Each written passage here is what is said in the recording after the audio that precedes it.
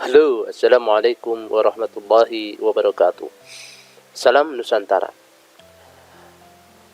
Pada kesempatan kali ini, kita akan belajar tentang standar single purpose processor, periferalnya.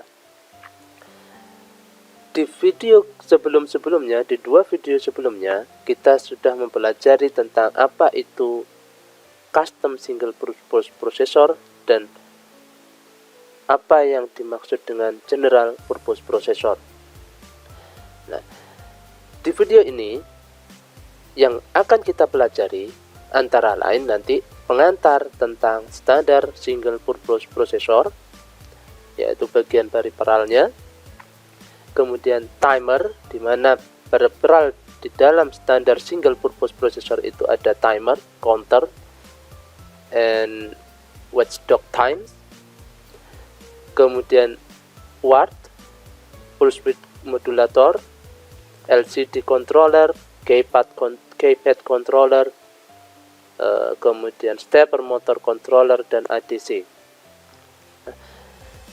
Untuk lebih jelasnya, marilah kita ulas sedikit mengenai apa itu sebetulnya standar single purpose processor.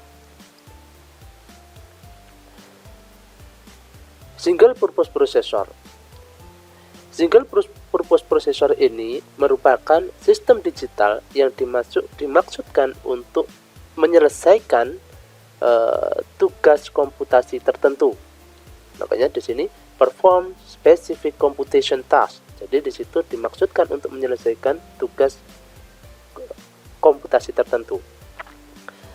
Di mana kebalikan dari general purpose processor yang memang ditujukan sebagai masalah komputasi yang luas dan beragam, untuk menyelesaikan permasalahan komputasi yang luas dan beragam yang dimaksud dengan general purpose processor. Kemudian di sini custom single purpose processor designed by us for a unique task. Jadi beda lagi di sini, custom single purpose processor yaitu didesain untuk tugas yang unik yang dapat kita desain secara mandiri. Desain prosesornya bisa kita tentukan cara sendiri, yaitu dengan susunan kombinasional dari gerbang-gerbang N ataupun dengan susunan dari kumpulan transistor yang menyerupai gerbang logika. Nah, namun beberapa tugas komputasi itu masih bersifat umum, maka perubahan standar single purpose processor ini mengalami evolusi. Nah, mungkin seorang desainer atau pembuat sistem embedded akan lebih memilih menggunakan standar single purpose processor daripada custom single purpose processor. Selain banyak dijual di pasaran, ya, di sini off the shelf. Jadi selain banyak dijual di pasaran, prosesor dengan standar single purpose processor ini dapat didesain untuk tugas-tugas yang sifatnya umum, ya, seperti untuk seperti yang pada standar single purpose processor, bagian periferal, untuk timer, untuk ADC dan lain sebagainya. Pemilihan dengan prosesor standar single purpose processor ini memiliki keuntungan. Yang pertama yaitu biaya NRE akan lebih rendah. Kemarin sudah saya pada video sebelumnya sudah pernah saya sampaikan, NRE itu adalah non-recursive engineering. Jadi biaya desainer itu sudah masuk ke dalam biaya dari penjualan prosesor. Jadi biaya NRE ini akan lebih rendah disebabkan prosesor tersebut bersifat pre-design. Kemudian, biaya unit rendah karena prosesor standar diproduksi secara massal. Dan karenanya, karena produksi dari prosesor itu massal, maka produsen dapat mengakomodir biaya NRE tadi. Selain itu, selain yang dua tadi, adanya kinerja yang lebih cepat, kemudian daya yang lebih rendah, dan ukuran lebih kecil. Ya, ukurannya yang lebih kecil. Nah, maka dari itu di sini pada bagian ini nanti kita akan bahas mengenai fungsi dasar dari beberapa standar single purpose processor secara umum yang ditemukan di dalam sistem embedded. Jadi standar single purpose processor ini merujuk pada peripheral. Karena biasanya apa? Ada di pinggiran dari CPU atau general purpose processor atau prosesor utama. Sering biasanya pada chip atau bahkan menempatkan register periferalnya di dalam CPU itu sendiri. Ya, misalkan serial transmission, analog digital conversion, ya, itu salah satu standar single purpose processor. Oke. Kita lanjutkan. Timer, counter, watchdog timers. Oke. Untuk yang pertama adalah timer. Timer di sini adalah untuk mengukur waktu interval. Yaitu merupakan sebuah perangkat periferal yang sangat umum yang dapat mengukur interval waktu. Ya. Interval waktu di sini adalah ukuran waktu nyata seperti misalkan 3 milidetik.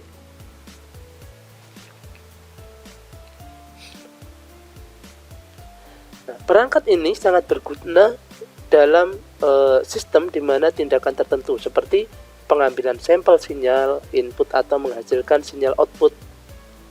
Jadi harus dilakukan setiap unit waktu ke X gitu ya. Jadi fungsinya untuk mengenerate time out event, kejadian-kejadian yang berlalu. Nah, jadi sebuah perangkat dapat digunakan untuk menghasilkan kejadian-kejadian pada waktu tertentu atau mengukur durasi dari dua kejadian eksternal. Menjaga, misalkan di sini ya, to generate time output event, yaitu mengukur durasi dalam dua kejadian eksternal. Misalkan hold traffic light green for 10 second. Jadi menahan lampu traffic berwarna hijau untuk 10 detik. Misalnya. Kemudian untuk mengukur kejadian-kejadian pada input, itu untuk semisal untuk mengukur kecepatan motor. Mengukur kecepatan motor.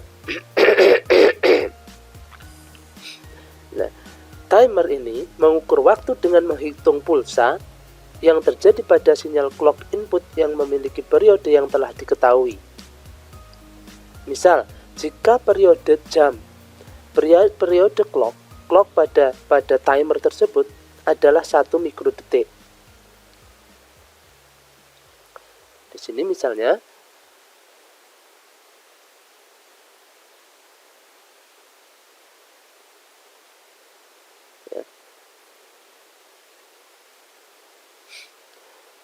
Misalnya di sini suatu kejadian jika periode jam tertentu atau clock tertentu, waktu tertentu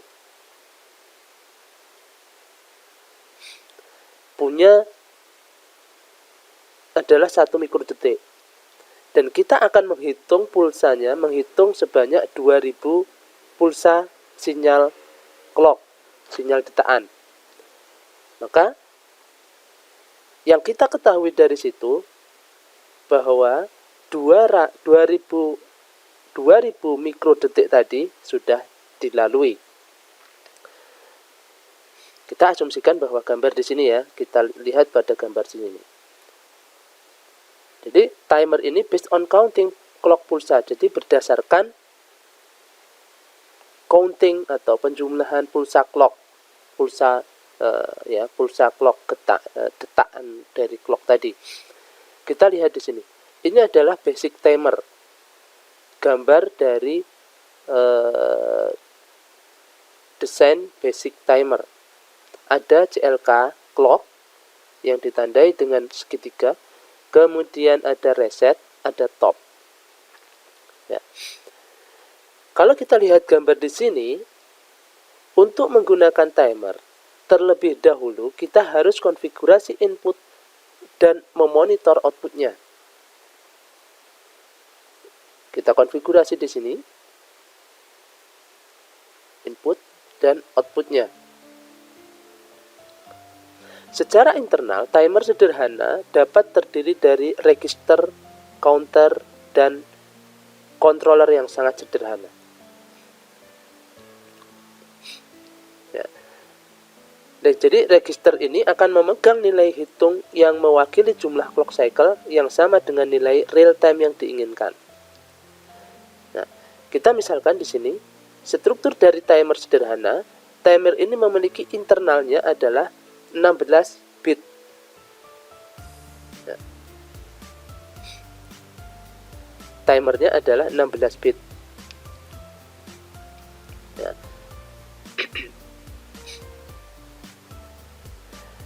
Dia memiliki timer ini internal counternya adalah 16 bit dengan penambahan nilai di setiap clock pulse-nya. Jadi nilai output di sini CNT-nya ini itu akan mewakili jumlah pulsa karena gimana? Karena penghitung terakhir kali di setel di reset ya, di reset itu akan menuju ke 0. Jadi akan sama. Ya. Untuk menginterpretasikan jumlah ini sebagai waktu interval, kita harus mengetahui frekuensi atau periode dari sinyal clock. Nah, di sini. Sinyal inilah yang harus diketahui untuk menginterpretasikan jumlah timernya. Ya. Misal kita ingin mengukur ya di sini kita ingin mengukur waktu antara dua penekanan tombol. Di sini saya punya dua tombol. Ya. Ada S1, ada S2. Switch SW1, SW2. Pada kasus ini mungkin kita dapat reset timer. Ya. Reset, ada timer, ada resetnya di sini. Pada kondisi penekanan awal. Dan kemudian membaca output timer pada penekanan tombol kedua. Nah, di sini misalkan CLK-nya ya, di situ ada CLK. CLK dari dua kasus ini, dari kasus ini ya, kita hitung di sini CLK itu sama dengan 100 MHz. Berarti menghitung waktu yang telah dilakukan penekanan antara tombol pertama dan tombol kedua itu berapa? Misalkan periode yang didapatkan ya, periodenya adalah atau T itu sama dengan 1/F, di mana 1/100 MHz periode. Jadi itu sama dengan untuk periodenya sekitar 10 nanosecond. Di sini diketahui clocknya untuk mencari periode ya, clocknya untuk mencarikan periode. Lalu di sini ada CNT sekitar berapa tadi?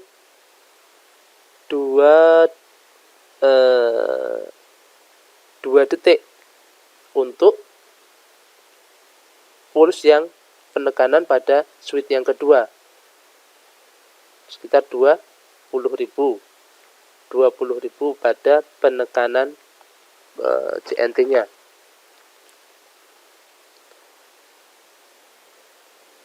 Jadi gimana cara hitungnya?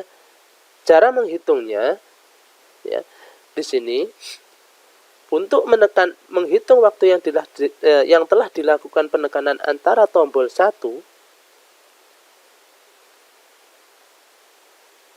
dan 2 ya,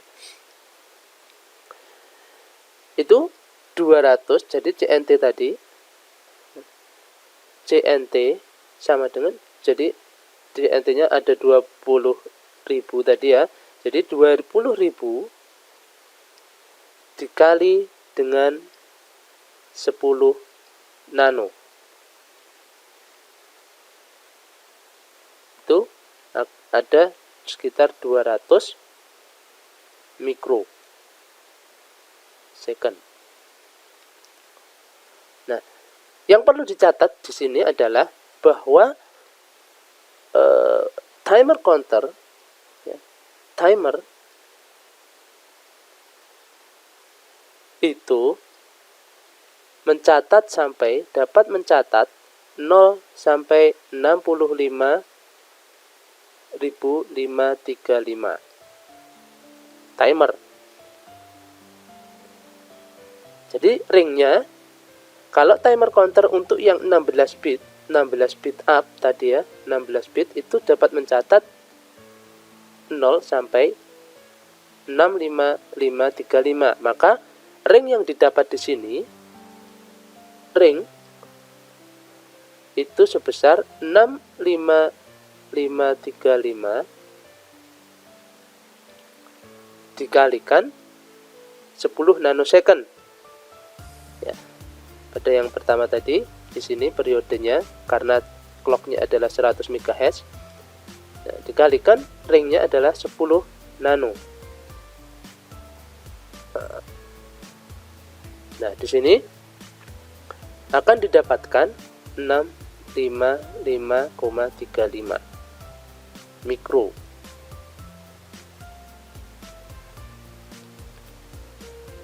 Dengan resolusi, kalau dia ringnya sekian, maka resolusinya adalah resolusi itu sebesar 10 nano juga. Nah, jadi dapat didefinisikan ya bahwa di sini rentang timer sebagai maksimum waktu interval waktu yang dapat diukur, dan timer resolusi merujuk pada minimum interval yang dapat diukur. Nah, kemudian di sini ada yang namanya top. Jadi top ini merupakan sebuah tambahan output top yang mengindikasikan ketika nilai pada posisi atas rentang waktu dapat dicapai sebagaimana dikenal dengan overflow. Jadi pada saat tercapai top, nilai top high, maka timer akan kembali ke nilai 0. Ya, akan kembali ke nilai 0. Nah, itu tadi penjelasan tentang timer. Sekarang kita masuk ke bagian counter. Jadi counter di sini merupakan versi umum dari timer. Ya, versi umum dari timer yang dimana alih-alih menghitung sebuah pulsa clock, counter ini akan menghitung pulsa pada beberapa sinyal input lainnya. Jadi contohnya, counter digunakan untuk menghitung jumlah mobil yang melalui sensor jalan, misalkan ya di sini. Jadi counter ini sama seperti timer, tetapi jumlah pulsa atau general inputnya, signal itu lebih baik daripada clock. Jadi contohnya counter ini digunakan untuk menghitung jumlah mobil yang melalui sensor di jalan, atau jumlah orang yang melewati suatu pintu. Jadi kita bisa mengkombinasikan counter dan timer dalam mengukur kenaikan sebuah nilai, misalkan putaran roda mobil dan lain sebagainya. Nah, kita lihat di sini timer, counter. Pasti kalau kita bicara counter ada kaitannya dengan timer. Ya. Gambar di samping ini merupakan struktur dasar dari counter. Jadi mode register, ya, ini register mode, registernya di sini. Ini register mode itu akan menahan bit yang telah disetting oleh user. Tentu penggunaan counter ini akan disetting terlebih dahulu. CNT in, control inputnya, clocknya harus disetting terlebih dahulu, register mode-nya. Dimana dalam register ini dia menggunakan 2 kali 1 multiplexer untuk memilih clock input ke interval counter 16 bit. Kita menggunakan 16 bit. Jadi clock inputnya ini dapat berupa sinyal clock eksternal dari luar, dari peripheral yang di luar, ataupun internal. Ya, dalam hal ini perangkat bertindak sebagai timer. Kalau dia clock ini berasal dari eksternal sumbernya, maka perangkat ini, timer counter ini akan bertindak seperti timer, seperti fungsi timer seperti yang tadi. Alternatifnya, clock input ini dapat menjadi sinyal control input eksternal. Dalam kasus-kasus ini, maka counter ini akan bertindak sebagai counter itu sendiri. Nah, tuh. Ya. Ini untuk penjelasan tentang counter secara ringkas. Lalu ada other timer struktur. Ada struktur timer yang lain selain counter dan timer itu sendiri. Nah, pada gambar itu disebutkan di sini menunjukkan kapan interval waktu yang diinginkan telah terjadi.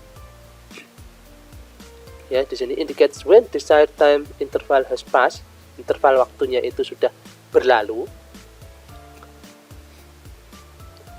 Yaitu dengan cara mengatur terminal count ke interval yang diinginkan.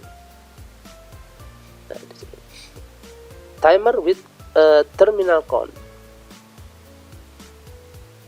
Supaya kita dapat menghitung,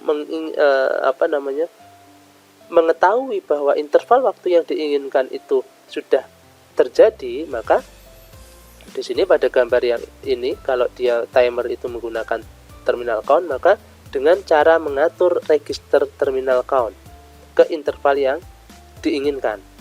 Hal ini dapat dilakukan dengan cara menahan nilai dari terminal count yang telah diatur oleh user, sedang menunjukkan jumlah clock cycle ya, dalam interval yang diinginkan. Jadi jumlah clock cycle sini ya, number of clock cycle dapat dihitung menggunakan rumus. Jadi untuk menghitung terminal count bahwa interval waktu tadi sudah berlalu, itu dirumuskan dengan number of clock cycle, jumlah dari siklus clock cycle itu sama dengan interval waktu yang diinginkan, desired time interval atau interval waktu yang diinginkan dibagi dengan periode clock. dibagi dengan periode clock. Misalkan dicontohkan di sini. Contoh penggunaan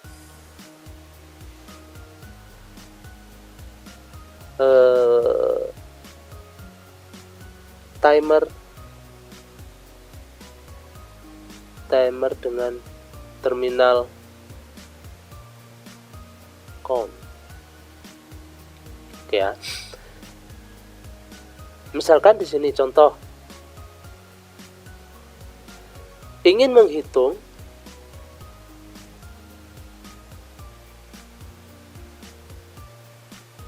durasi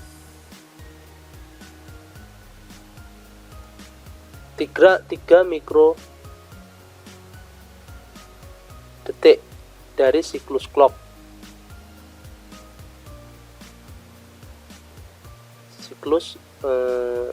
Clock 100 tadi. Siklus clock 100 MHz. Dimana di situ tadi di 100 MHz siklus clocknya diperoleh sekitar 10 nanosecond. Nah, maka kita harus menghitung dulu berapa sebetulnya nilai clock cycle-nya yang dapat dihitung. Jadi 3 mikrodetik durasi, ingin menghitung durasinya berarti nilainya adalah mikrodetik 3 kali 10 pangkat min 6 ya. Karena di sini mikrodetik, di sini adalah 3 kali 10 ini adalah desired time interval atau interval waktu yang diinginkan ya. Ini adalah interval waktu yang diinginkan dibagi dengan 10 nanodetik. 10 nanodetik berarti ada 10 kali 10 pangkat min 9 per cycle. Jadi akan diperoleh number of cycle clock-nya itu sebesar 300 siklus. Nah itu kalau kita menggunakan yang timer with a terminal counter dengan asumsi counternya itu adalah 16 bit up. Oke ya. Oke. Lalu kita kembali lagi ke gambar ini bahwa di sini pada gambar ini itu adalah cascaded counter. Jadi di sini cascaded counter itu merupakan struktur timer yang dapat dikonfigurasi menjadi timer 16 bit atau 32 bit. Jadi timer sederhana menggunakan top out di bagian pertama ya. Top out pada counter pertama ini top out, top 1 ini top out.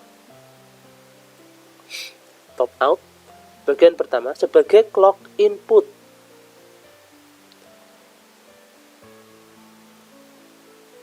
Jadi cascade itu bertingkat ya. Top 1, top outnya ini akan menjadi clock input pada bit counter pada yang kedua, untuk bagian yang kedua. Makanya di sini disebut sebagai timer counter bertingkat. Jadi timer ini akan menjadi sebesar 32 bit timer cascade. Lalu di sini ada with time with prescaler, timer with prescaler. Jadi merupakan timer prescaler. Jadi maksud prescaler di sini adalah rangkaian clock divider yang dapat dikonfigurasi. Clocknya itu pembagi clock. Tergantung pada bit mode yang dimasukkan ke prescaler. Sinyal output prescalernya itu mungkin sama dengan sinyal input. Nah, sinyal yang ada di sini akan sama dengan sinyal yang ada di sini.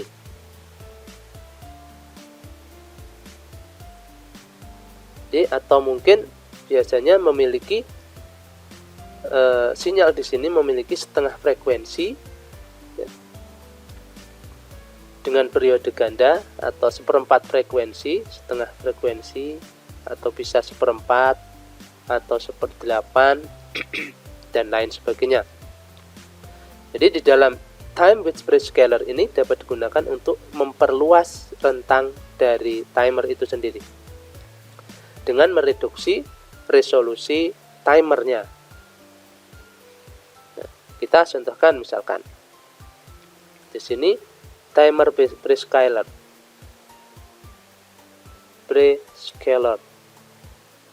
Ya. Kita masih bergantung pada timer resolusi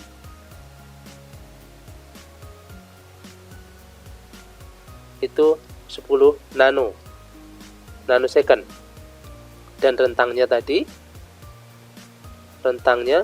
adalah 655,35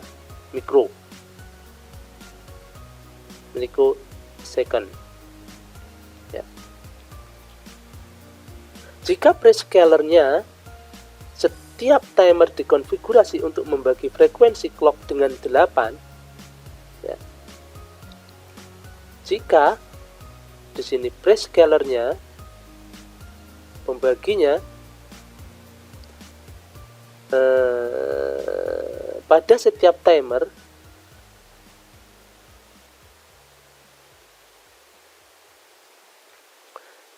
dikonfigurasi untuk membagi frekuensi clock dengan 8,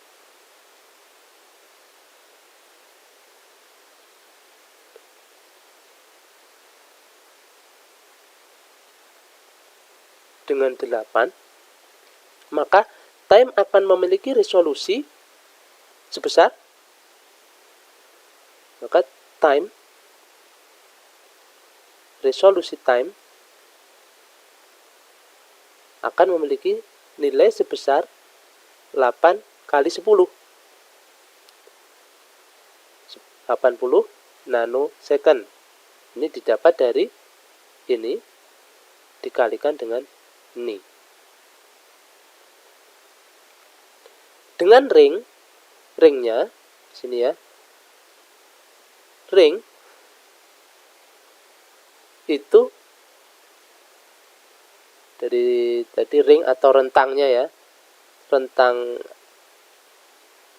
ring untuk yang timer resolusi timernya 80, maka ringnya akan didapat sebesar 65535 dikalikan 80, jadi sebesar 5,24 milisecond.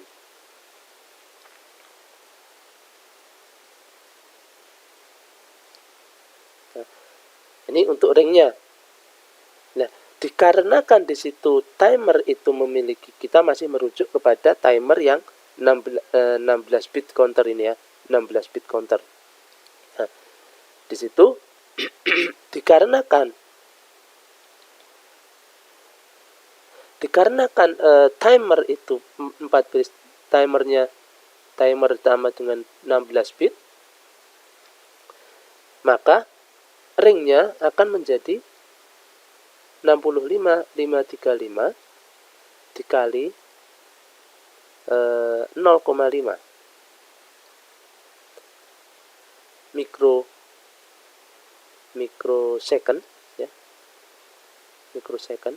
Ini diambil dari nilai ring yang sini 5,25 milisecond, kita ubah nilai bitnya ke 0,5 ya, maka didapatkan nilai ringnya sebesar 32,77. Nah, inilah nilai yang didapatkan dari time prescaler. Itu tadi tentang counter. Kita lanjut ke contoh reaction timer. Reaction timer ini merupakan salah satu contoh sederhana ya contoh sederhana, untuk mengukur waktu antara bagaimana menentukan waktu antara reaction, ya, antara menyalakan lampu dan menekan tombol. Si pengguna itu akan menekan tombol dan menyalakan lampu. Jadi reaksi timer ini merupakan sebuah aplikasi yang mengukur waktu seseorang dalam mengambil respon terhadap stimulus suatu visual. Contohnya aplikasi menyalakan LED ini, ya, lalu mengukur waktu orang yang menekan tombol ketika ini di tombol untuk merespon, kemudian sampai dia hidup di sini ada berapa waktu yang bisa ditangkap di timernya. Jadi ini untuk mengindikasikan resolusi dari si prosesor tadi. Ya, misalkan di sini kita timer bawaannya adalah 16 bit, akan bertambah setiap siklus instruksi, di mana satu siklusnya untuk microcontroller ini adalah 6 clock. Counter increment, pertambahan counternya every 6 cycle dengan frekuensi 12 misalkan, maka berarti periodenya adalah sebesar 83,33, didapatkan 0,5 mikrosecond. Ini reaction timer.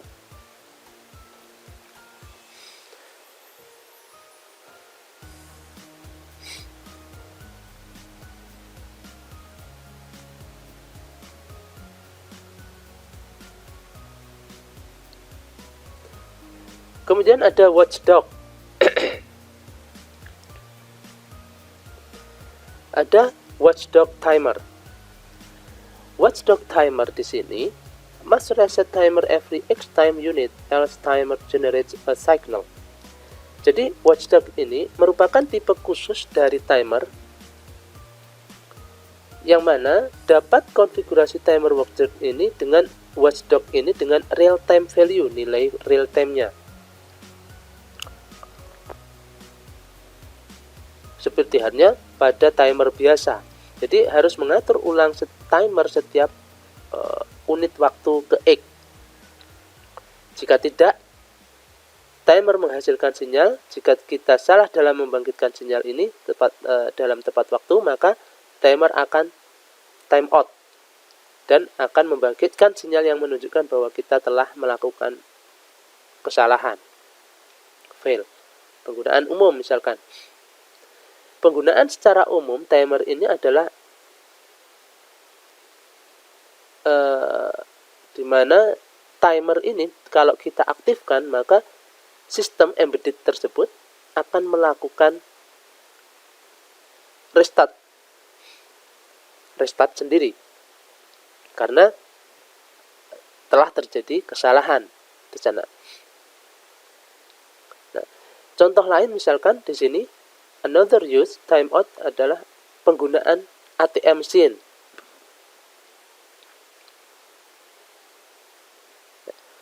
Penggunaan watchdog ini pada ATM mesin, di mana watchdog ini digunakan untuk mengimplementasikan fungsi timeout pada ATM. Misalkan sesi ATM yang normal itu kan biasanya melibatkan pengguna memasukkan kartu. Kita memasukkan kartu terlebih dahulu, kemudian mengetikkan nomor PIN, dan kemudian menjawab pertanyaan apakah kita akan transfer atau kita akan menarik uang.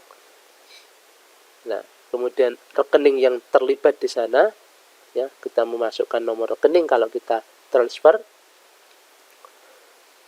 berapa banyak uang yang akan dimasukkan atau yang akan diambil. Nah, ketika dia pada waktu tertentu,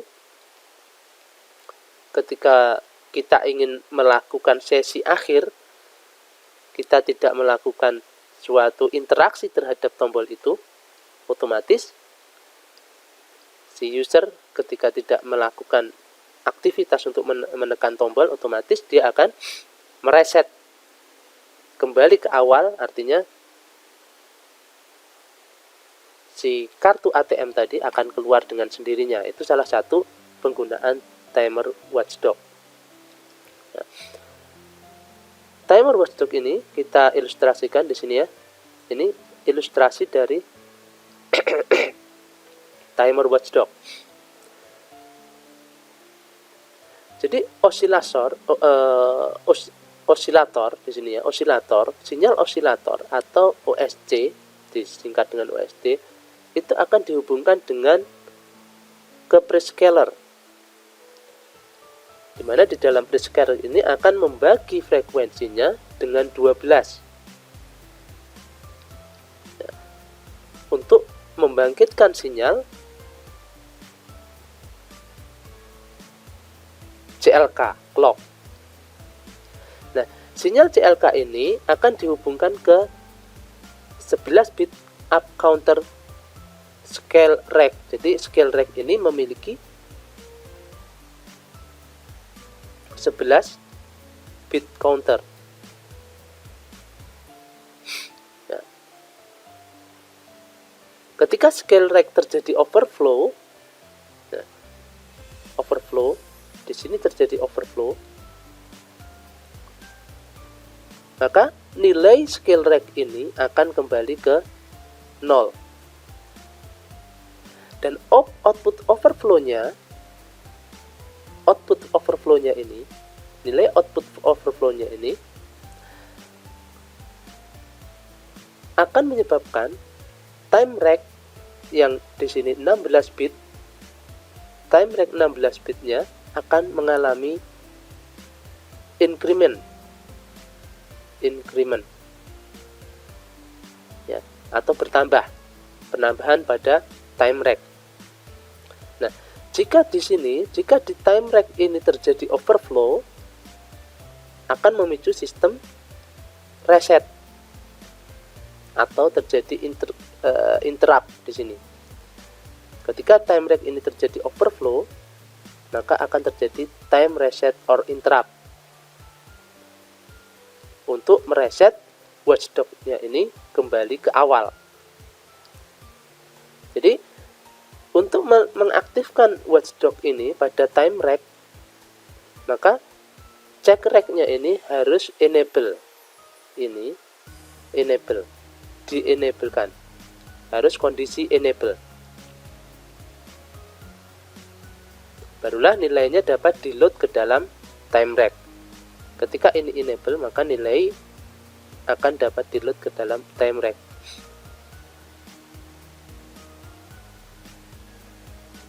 Oke.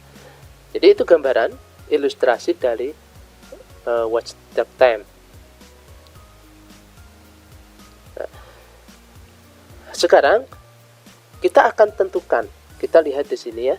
Ini ada program di mana ilustrasi dari ATM tadi, wait until card insert, memasukkan kartu sampai dia menunggu routing watchdog-nya, maka dia akan terjadi interrupt sampai mengeluarkan kartu. Nah, sekarang kita akan mencoba hitung dari watchdog-nya. Sekarang kita tentukan nilai apa yang akan dimuat ke dalam time rack. Jadi time rack tadi kan, jadi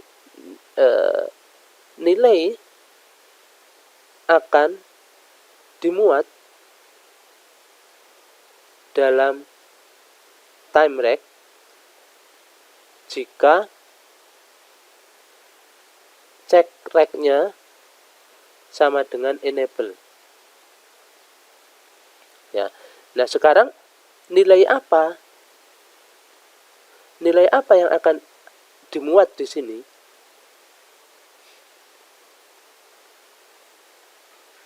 Nah, untuk mencapai batasan waktu yang sudah kita tentukan adalah 2 menit. batasan waktunya yang sudah kita tentukan adalah diketahui 2 menit. Nah, kemudian sinyal frekuensinya tadi itu sinyal frekuensinya osilatornya di sini kita tentukan adalah 12 MHz. Biasanya tercantum dalam kristal ya, 12 MHz. OSC-nya sama dengan 12 MHz. Jadi time rate-nya di sini T, atau kita simbolkan dengan T, 12 dikali dengan 2 pangkat 11. 2 pangkat 11 ini merujuk pada nilai scale rate tadi ya. Ini osilatornya dikalikan dengan scale rate-nya, di mana scale rate di sini adalah 11 bit counter. Berarti ada 2 dipangkatkan 11 dikalikan dengan 1 dibagi frekuensi pada osiloskop. Sama dengan berapa? 12 2 pangkat 11 itu sekitar berapa ya?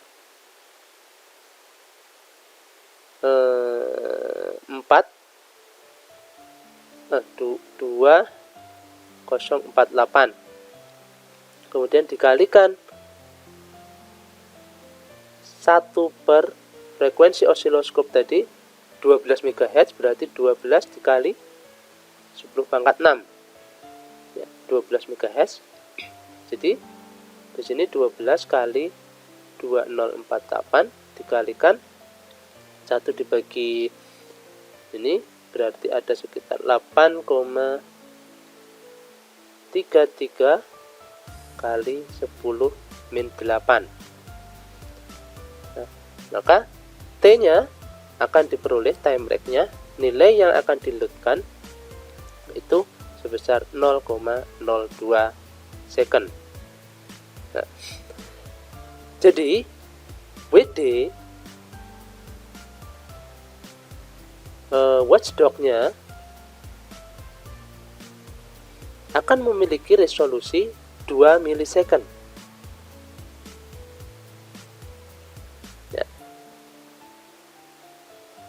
Resolusi 2 milisecond. 0,02 sama dengan 2 milisecond. Karena time rate-nya adalah register 16 bit, ya di sini ini adalah time rate-nya adalah 16 bit, maka ring-nya kita ketahui kalau 16 bit ring-nya didapatkan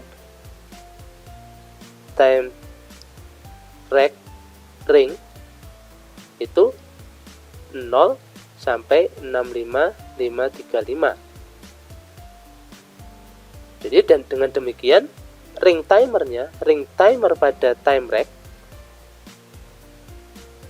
ring timer pada time rate ini itu adalah 0 sampai 131.070. Nilai ini adalah ring pada time rate dikali dengan nilai 2. Karena nilai 2 ini adalah nilai yang akan dimuat yang sudah diketahui tersebut. Nilai yang akan dimuat.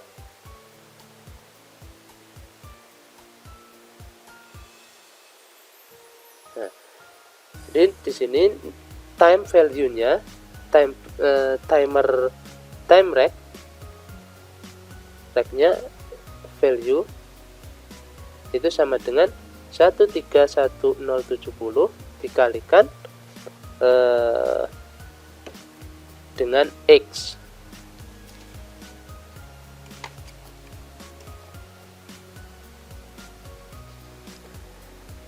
Dikalikan dengan X berarti di situ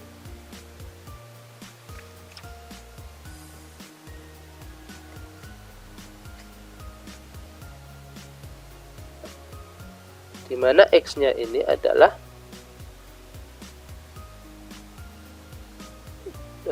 sebesar 131070 dikalikan dengan 2 menit. 2 menit tadi berarti ada 120.000, maka didapatkan hasil nilai time rack yang akan di load ke register time rack. Ya. Itu tadi tentang watchdog. Lalu penjelasan selanjutnya tentang serial transmission using UART. UART atau Universal Asynchronous Receiver Transmitter akan menerima data serial dan menyimpannya sebagai data paralel.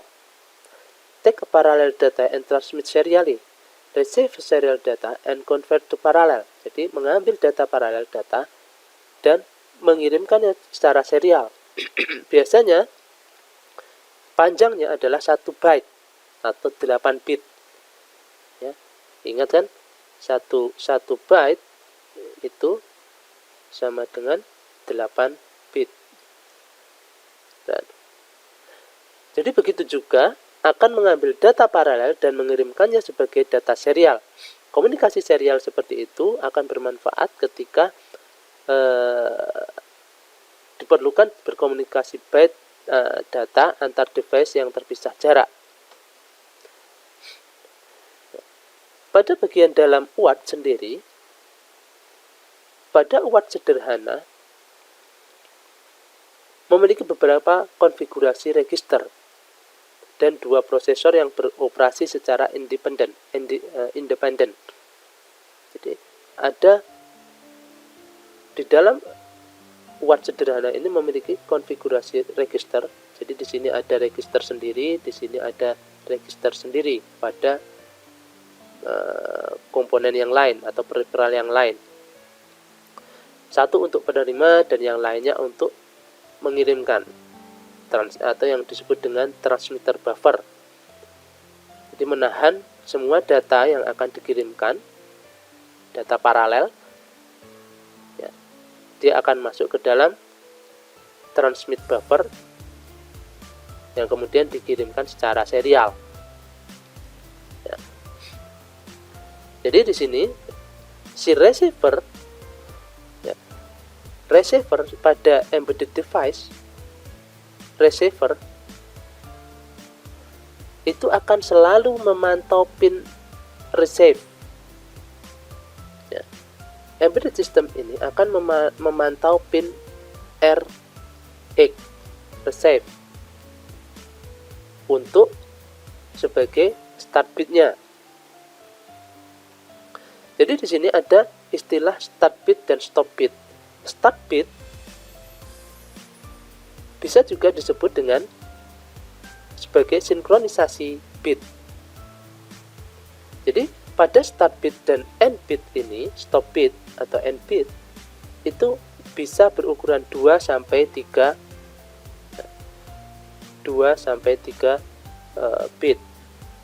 Sesuai dengan namanya, bit-bit ini akan mengawali dan mengakhiri paket data. Jadi start bit itu selalu berukuran 1 bit. Ya. Sini ya, ini 1 bit kan. Ini mengarah ke sini, ini 1 bit. Ini 1 bit, 1 periode. 1 bit. Sedangkan stop bit itu bisa 1 atau 2 bit. Nah, di sini. End bitnya bisa masuk pada 1 atau 2 bit. Jika tidak diperlukan untuk dikonfigurasi, maka start and stop bit ini bisa dibiarkan saja. Jadi nilainya stop bit itu bisa nanti 1 bit. Nah, jadi kalau kita lihat, ya, perlu adanya dalam mengimplementasikan start bit ini setelah adanya start bit, ya, dideteksi oleh receiver, maka si receiver ini akan menyampling pin RX pada interval yang telah ditentukan. Dia akan menggeser setiap bit sampel ke dalam shift register. Jadi di dalam UART ini register memiliki shift register penerima. Selain itu, penerima juga akan menerima penambahan bit, yaitu parity. Jadi ada parity bit untuk sebagai penentu, ya. Jika data yang diterima itu, parity bit adalah suatu bit yang digunakan untuk menentukan bahwa jika data yang diterima itu adalah benar.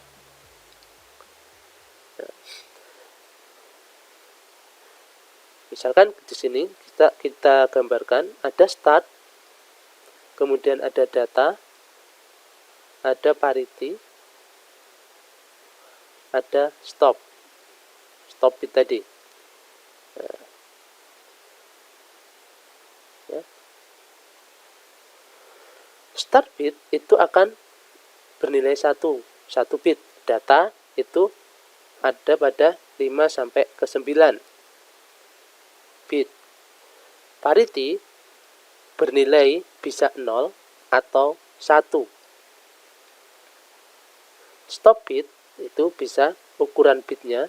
Jadi di sini adalah frame-nya, ya, frame. Kemudian di sini ada ukuran atau bit. Jadi mulai start 1 bit, data itu bisa 5 sampai 9 bit. Parity itu adalah bisa bit 0 atau 1 tergantung dari nilai datanya nanti.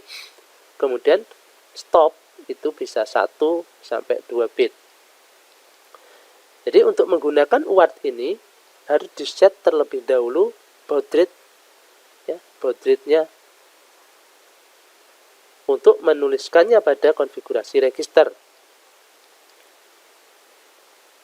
Jadi setting baud rate ini tidak semudah dalam membalikkan telapak tangan. Kita ambil contoh, misalkan saya punya microcontroller 8051 misalkan, atau AVR. Ya. Untuk menghitung baud rate di sini, ya, ini supaya sinkronisasi antara data yang akan untuk penghitungan baud rate ini, data yang akan dikirim dan diterima itu supaya terjadinya sinkronisasi. Baud rate-nya itu dirumuskan dengan 2 S mode dibagi 32 dikali oscilloscope frekuensi dibagi 12 kali 256 dikurangi TH1.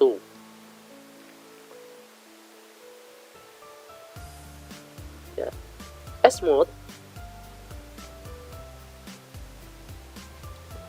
mode ya, itu berkaitan dengan 2 bit dalam special function register. S mode itu special function register.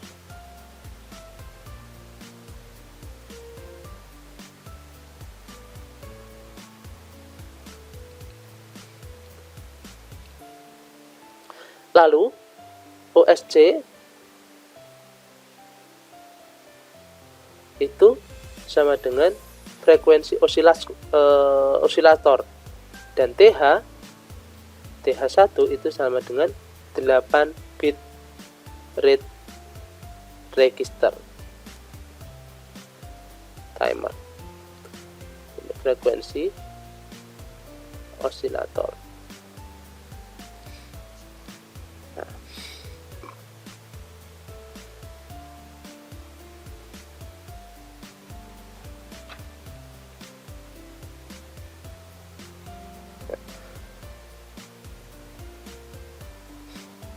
Jadi kita tidak bisa dalam menentukan baud rate apakah mikrokontrolernya di sini saya ingin menggunakan baud rate misalkan 9600. Kenapa harus 9600? Nah, itu kan harus dicari dulu di sini nilainya. Dan ini nilai-nilai S-mode ini bisa dilihat pada datasheet dari prosesor tersebut. Kenapa saya harus menggunakan komunikasi 4800 atau misalkan 11095? Nah, ini baud rate, ini nilai-nilai baud rate. Nah, maka kita harus hitung dulu nilai-nilai ininya. Oh, baud rate yang sesuai adalah sekitar ini sampai ini, misalkan 9600 sampai 11.095 misalkan saja. Ya. Jadi itu tadi beberapa materi tentang standar single purpose processor. Mungkin kita akan lanjutkan materi peripheralnya di video selanjutnya pada pertemuan minggu depan. Mungkin cukup sekian video kali ini. Kita akan ulas kembali yang masih dalam bab standar single purpose processor di video yang akan datang. Terima kasih. Salam Nusantara. Assalamualaikum warahmatullahi wabarakatuh.